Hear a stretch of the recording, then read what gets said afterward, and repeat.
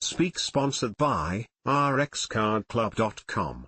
Get a free prescription drug card and save up to 85% on prescription drugs. rxcardclub.com. How to fight middle-age spread. As people age, especially during middle age, 20s to 40s, they tend to gain 10 to 25 pounds on average. This middle age spread is caused by a slowing metabolism, while appetite and food intake remain the same. The extra weight increases the risk of health issues like heart disease, diabetes, and neurodegenerative diseases.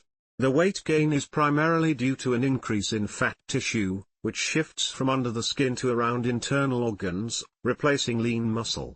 Recommendations to combat middle age spread include eating a healthy diet with fresh vegetables, fruits, whole grains, lean proteins, etc., staying hydrated by drinking plenty of water.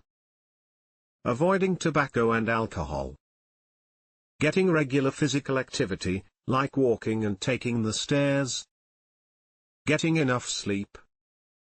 Seeing a doctor regularly for checkups. rxcardclub.com.